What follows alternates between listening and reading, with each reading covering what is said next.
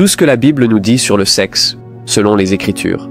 Ici, aux États-Unis, la révolution sexuelle des années 1960 et 1970 a ouvert la voie à la culture des rencontres, où le sexe est essentiellement déconnecté de tout type d'engagement ou de relations significatives. La révolution sexuelle des années 1960 et 1970 a introduit les contraceptifs, qui ont séparé le sexe de la procréation. Le mouvement féministe a mis l'accent sur la libération sexuelle et l'autonomie par rapport aux valeurs et rôles traditionnels. Il y a eu un rejet généralisé de la morale traditionnelle. Les relations sexuelles avant le mariage sont devenues normalisées. L'institution du mariage était de plus en plus considérée comme optionnelle. La pornographie est devenue plus accessible et courante, et la vision de nombreuses personnes sur le sexe provient de la pornographie, provient de la culture. Au lieu de ce que la Bible enseigne, depuis l'an 2000 jusqu'à aujourd'hui, le choix personnel et les désirs individuels règnent en maître. Il n'y a pas d'autorité morale externe dictant le comportement sexuel des gens dans notre culture, même parmi ceux qui prétendent croire en Dieu. Le mariage entre personnes de même sexe est devenu légal dans de nombreux pays. Il y a une montée des situations amoureuses sans engagement et des relations ouvertes où les gens ont plus d'un partenaire et cela devient de plus en plus tendance. Les applications de rencontres, comme Tinder, promeuvent la culture des rencontres. La consommation de pornographie explose. C'est partout sur TikTok et Twitter, et cela déforme la perception de l'intimité et objectifie vraiment les individus. Le rôle traditionnel des hommes et des femmes a été remis en question, promouvant des identités de genre et des orientations sexuelles fluides. Mais ce n'est pas vraiment nouveau non plus. Depuis le début jusqu'à maintenant, nous avons vu que le domaine de la sexualité a été attaqué. Et le péché, quand il est entré dans le monde, a tout gâché. Non seulement notre relation avec Dieu, non seulement notre nature, mais cela a aussi apporté de la frustration dans les relations et a introduit des choses plutôt étranges dans la sexualité. En fait, à l'époque de Jésus, lorsque l'Église primitive a été fondée, les Grecs avaient leur dieu de l'Éros, les Romains avaient leur dieu Cupidon, et les Romains adoraient environ 200 dieux. Leur dieu, Zeus, qui s'est transformé en aigle, a pris un jeune homme dans une relation romantique. Et puis cet empereur, Néron, a pris un jeune garçon, l'a castré et l'a ensuite épousé en faisant de lui sa femme. Et, plus tard, Néron a vécu avec un autre homme et Néron était la femme. Et cela s'appelait la prostitution. Les vieux hommes qui exploitaient des adolescents étaient une norme, c'était une perversion sexuelle. En fait, les chrétiens étaient différents. Non seulement parce qu'ils adoraient Jésus au lieu de plusieurs dieux, mais aussi parce que leur éthique sexuelle était différente. Tous les comportements n'étaient pas acceptés et cela les rendait différents de la culture dans laquelle ils se trouvaient. Parce que votre théologie devrait influencer et influence votre sexualité, affecter votre biologie, votre système de croyance influencera votre chambre à coucher. Maintenant, laissez-moi vous donner un aperçu de ce qui se passe dans la culture par rapport aux Écritures. Dans la culture, il y a un accent sur la libération sexuelle. Dans les Écritures, nous voyons des limites bibliques. Donc, la culture célèbre le sexe comme une forme d'expression personnelle et de divertissement, le retirant des limites du mariage et du covenant. De plus, dans la culture, tout tourne autour du plaisir personnel sans but. Les normes culturelles se concentrent sur la gratification, séparant le sexe de son but, d'intimité et de procréation.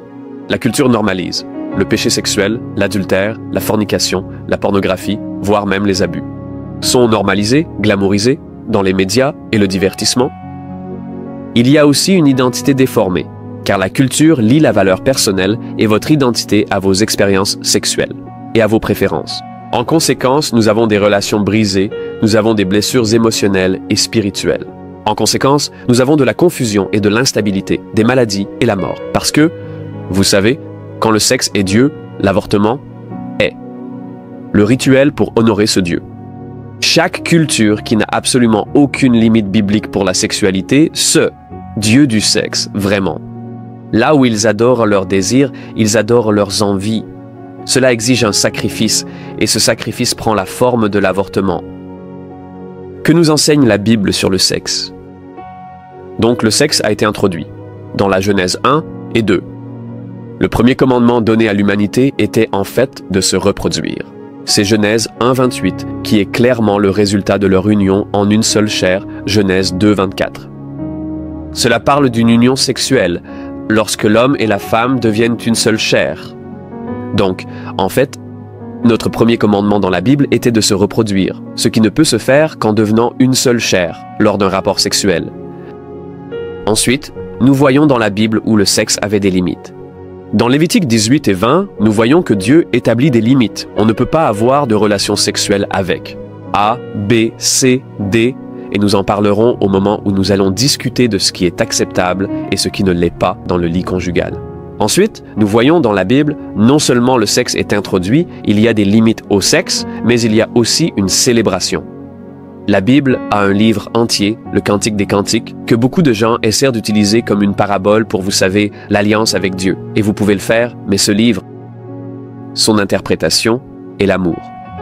C'est l'intimité, c'est le mariage. Il y a des fiançailles dans le Cantique des Cantiques 1 jusqu'à 3. Il y a aussi le mariage et la consommation de ce mariage dans le Cantique des Cantiques 3 jusqu'à 5. Il y a aussi un conflit dans le Cantique des Cantiques, chapitres 5 à 6. Il y a aussi une réconciliation des chapitres 6 à 8. Ensuite, il y a une retenue dans l'exercice. L'exercice pendant les fiançailles, donc ça revient un peu aux fiançailles dans le Cantique des Cantiques, chapitres 2, 7 et 3, 5. Ne réveillez pas l'amour avant qu'il ne le fasse, s'il vous plaît. Et ensuite, il parle de la façon dont le sexe est apprécié après la procession nuptiale et la cérémonie. Cantique des Cantiques 3 et Cantique des Cantiques 3, 6 à 7 et 3. Et le verset 11. Nous voyons Salomon dans les Proverbes et le Cantique des Cantiques. Il compare le sexe à un jardin, une source, une fontaine. Et il compare la virginité de sa fiancée à un jardin fermé, une source scellée et une fontaine enfermée. Donc, nous voyons une célébration de le sexe, célébration de l'intimité. Dieu l'a créé, Dieu y met des limites, et ce n'est pas quelque chose de dégoûtant ou de honteux. C'est quelque chose à recevoir comme un cadeau. La culture le voit comme Dieu.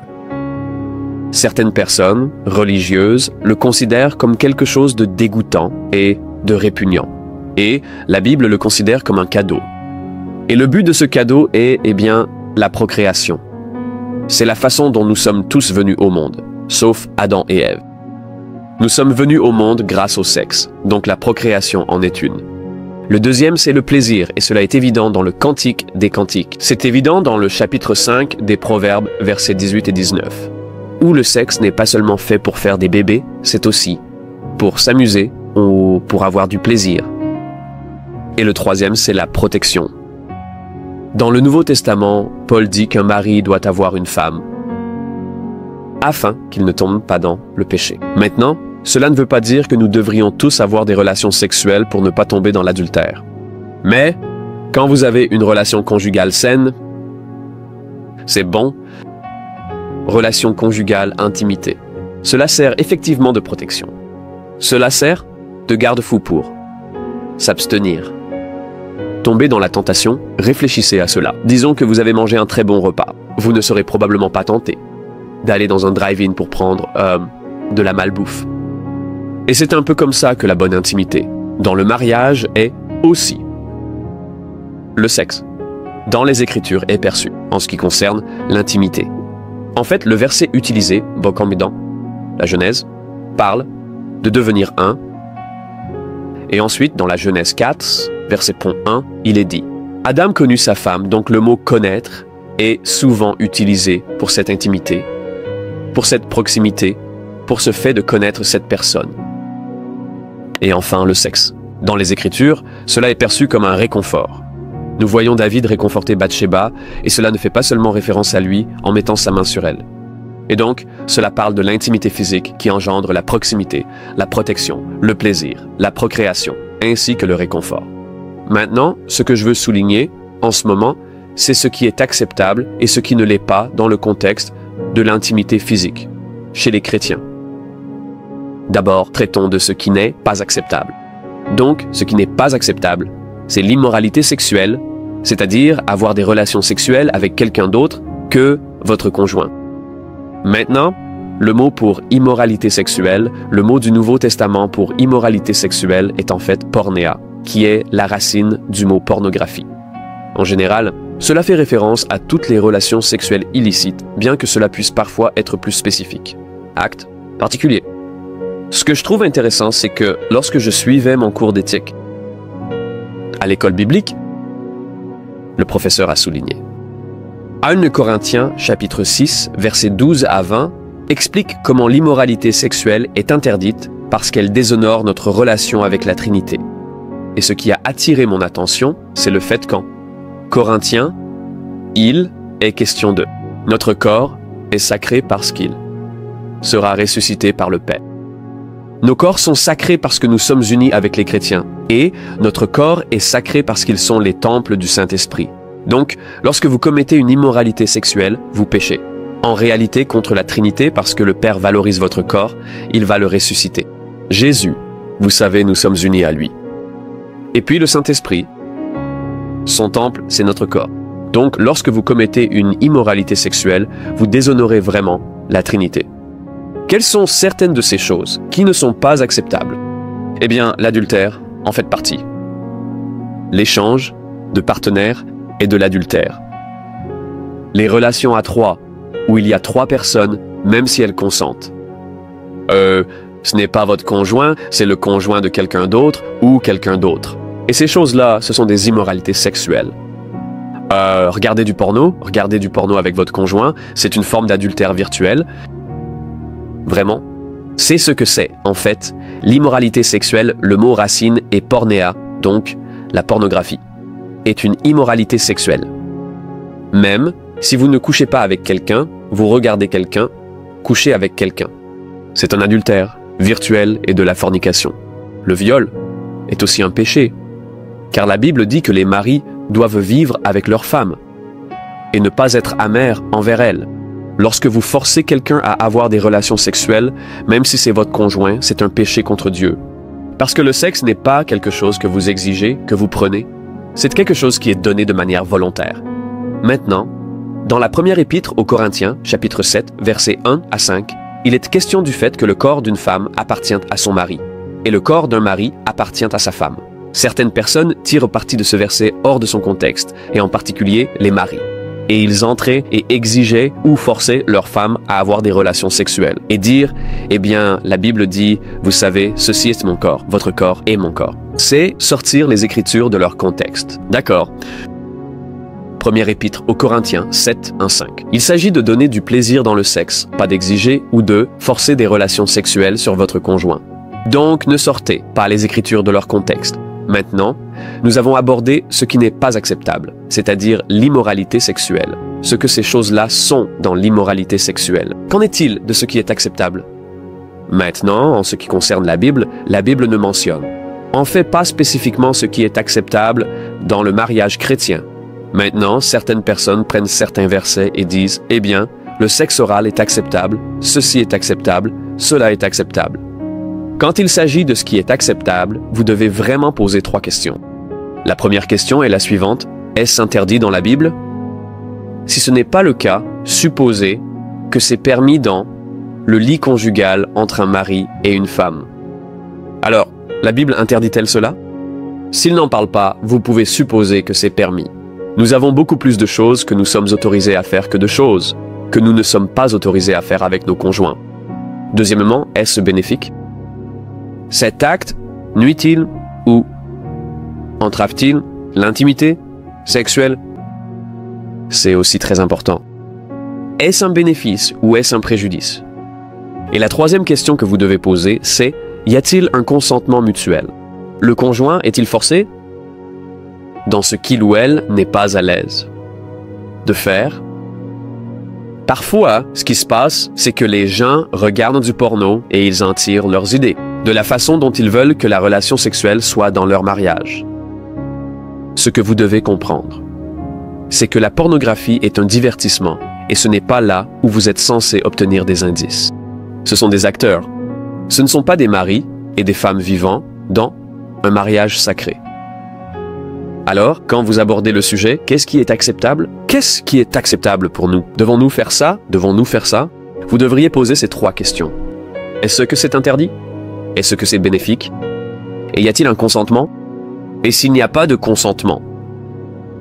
Et si vous ne sentez pas, tous les deux, que cela va être bénéfique pour créer de la proximité, alors certains comportements, certains actes devraient être abandonnés. Parce que le sexe, c'est servir votre conjoint, c'est être proche l'un de l'autre, pas satisfaire des fantasmes lubriques que vous avez pris en regardant de la pornographie. Nous devons être très prudents. Si vous amenez de la pornographie dans votre lit et que vous essayez de rejouer ce que vous avez vu dans la pornographie, vous ne priorisez pas l'intimité. Vous priorisez vraiment la pornographie, la perversion et la luxure. Donc, le sexe est un cadeau de Dieu. Le sexe n'est pas dégoûtant. Le sexe n'est pas quelque chose à vénérer.